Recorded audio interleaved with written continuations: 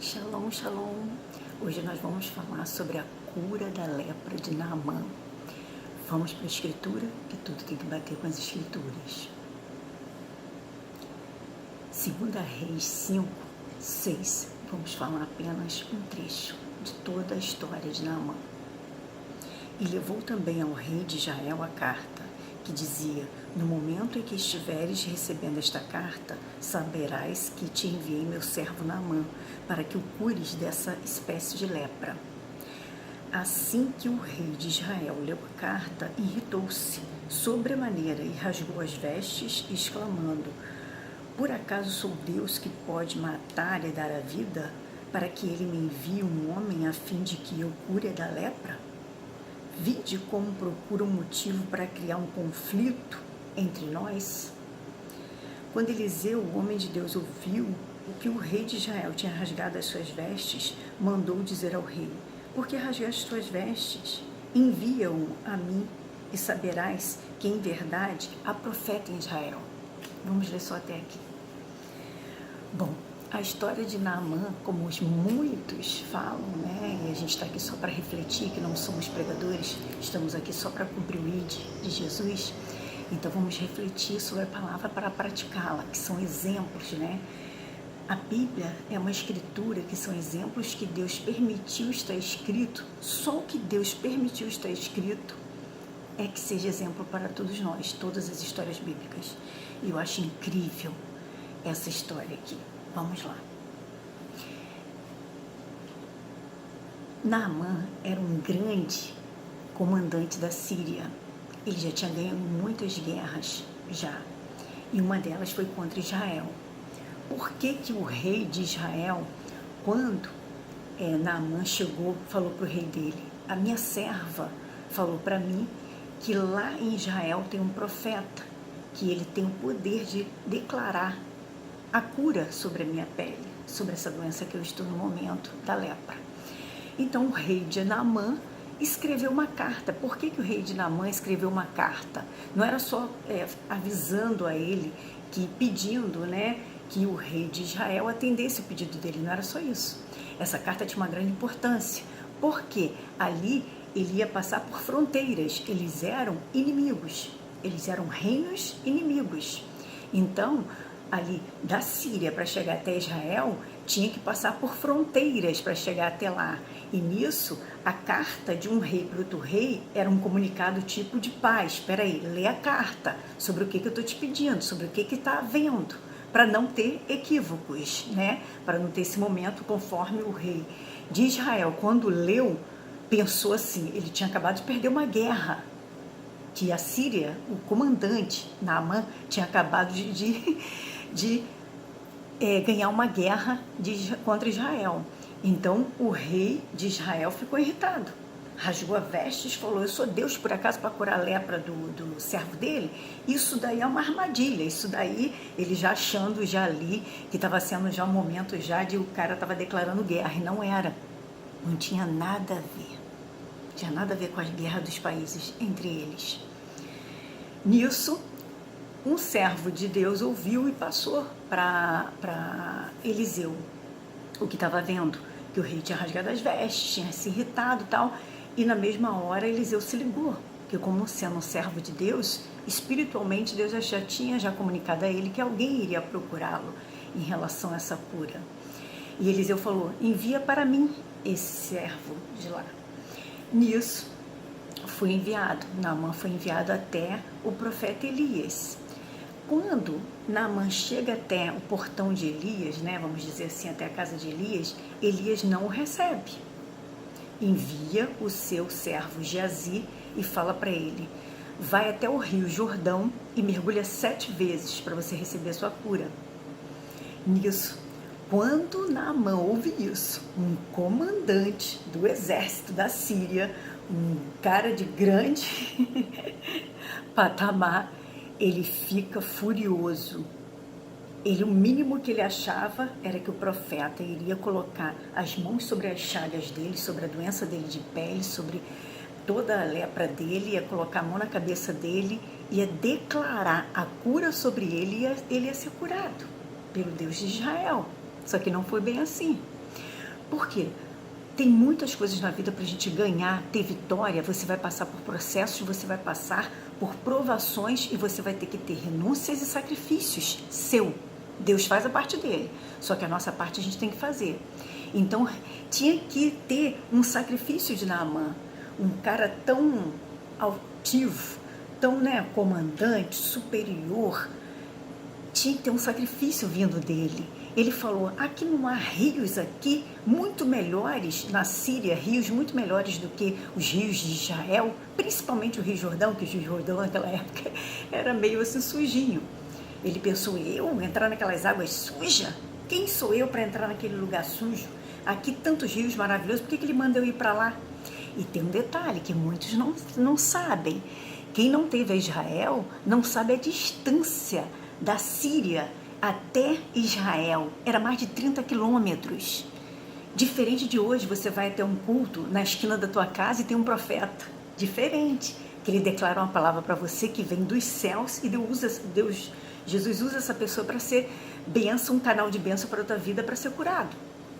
Então, o processo de Naamã começou desde quando uma serva dele é que sugeriu que ele procurasse em Samaria um profeta, Eliseu, para declarar uma cura sobre a vida dele. Ele já achou aquilo tipo uma serva indicando a ele, mas a esposa dele insistiu, falou, vai lá receber sua bênção. Ele pegou, aceitou a dica da serva dele, que ele pegou ela, ele fez ela como cativa. Quando ele ganhou a guerra em Israel, ele pegou essa menina como cativa e levou ela presa para a casa dele para trabalhar para a esposa dele. Então, assim, essa menina foi um canal de bênção para Naamã. Mas em outro vídeo meu eu já falei sobre ela. Hoje a gente vai focar aqui no milagre de Naamã. Então, ele já estava aberto já, falou assim, eu já vim até aqui. Aí um dos servos dele falou assim, Senhor, se te pedissem algo muito mais sério, muito mais, se te pedisse mais ouro, mais prata, você não daria pela tua cura? Então o que custa ir lá até o Rio Jordão, descer até o Rio Jordão? Então ele pegou, aceitou. Que quando você está na prova, você está aceitando tudo para você receber a tua bênção, a sua vitória, e você ganhar, ter vitória sobre aquilo que você quer. Ele pegou, pularam ali nos cavalos ali e foram com as carruagens para o Rio Jordão. Chegou no Rio Jordão, tinha ali uma ordem e ele tinha que obedecer. O profeta de Deus falou para ele que ele tinha que descer as águas do Rio Jordão 7 vezes. Não era uma nem duas. Tem coisas que você tem que obedecer à risca para você ter sucesso. Se você não obedece à risca o que Deus está te pedindo, você não está embaixo dessa ordem. Aí você já não vai estar embaixo da ordem de Deus. Você vai estar fora da ordem de Deus. Quando você obedece a palavra de Deus, você obedece o que Deus está te pedindo, pode ter certeza que você vai ter vitória. Então, Naamã desceu 7 vezes e na 7ª vez ele levantou, ele estava curado da lepra dele. Ele estava com a pele toda restaurada, que quando Deus faz, ele faz por completo. A pele dele estava toda curada como uma pele, relata na Bíblia, como uma pele de bebê. Imagina, um homem já coroa para velho, e levanta das águas, aquilo tudo, aquelas feridas todas da lepra. Ele sai todo restaurado, curado, liberto. Naamã, cada mergulho dele ali foi algo que ele foi se libertando. Deus foi limpando ele, purificando ele, não só a pele dele, como o interior dele. Foi limpando ele da soberba, foi limpando ele da altivez, foi limpando ele, colocando, depositando nele humildade para ouvir. Ele teve que ouvir uma serva dele, a cativa que ele levou cativa de Israel. Ele teve que ouvir a serva dele, ele teve que ouvir o outro servo dele falando, você não faria coisas muito maiores para ter tua bênção, para ter tua vitória, para ter tua cura? Então assim, ali foi Deus depositando nele humildade, foi depositando nele, você tem que ouvir, mesmo pessoas que não estejam na sua altura, na sua grande santidade, na sua grande, vamos dizer, que você é um grande diplomata, você é um grande doutor, mas você às vezes tem que ouvir pessoas que estão ao seu redor, que não têm o mesmo status que o seu, mas tem sabedoria dentro de si. Pega isso. Então ali, Naamã, ele foi tudo sendo deixado ali dentro daquele mergulho ali. Cada mergulho dele era deixado ali algo que não prestava dele. Coisas assim de dentro de nós que não nos serve, foi sendo jogado para fora. E ele foi sendo limpo, limpo, limpo, e foi o Espírito Santo enchendo ele. E ele pegou, quando ele retornou, ele estava curado, com a pele curada, como uma pele de bebê. Imagina, que benção. Quem não quer uma pele esticadinha, quem já é mais que coroa velho e ainda com uma doença horrorosa. Então Naamã voltou aquilo tudo, aqueles 30 e poucos quilômetros de novo para Israel. Voltou, né, que o profeta estava em Samaria, aí já era também já meio distante também. E ele ainda tinha que voltar depois para a terra dele, para a Síria, mas antes ele passou no meio do caminho, chegou até Eliseu para oferecer os montes de presentes que ele levou.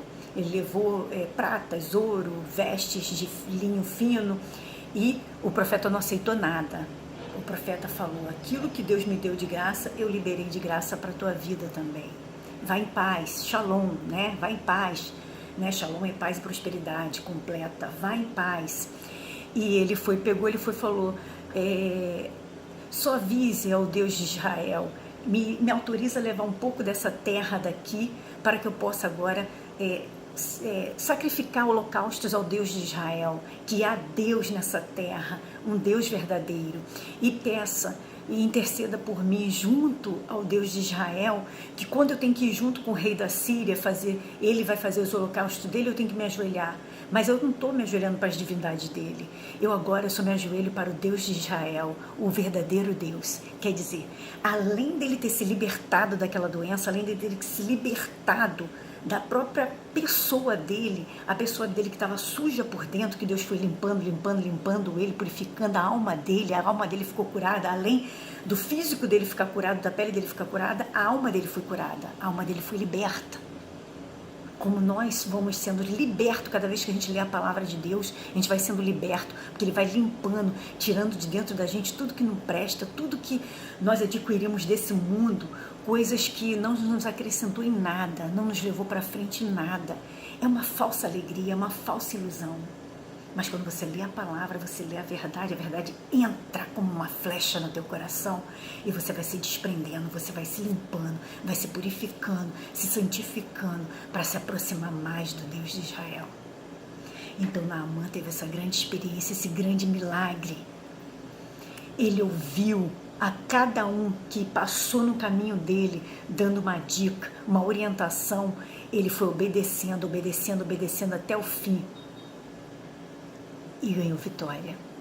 Então, que essa história marque as nossas vidas, que essa história seja um exemplo para a gente, que a gente passa mais a crer e a ter fé no Deus de Israel, que a Ele pode fazer o impossível na sua vida.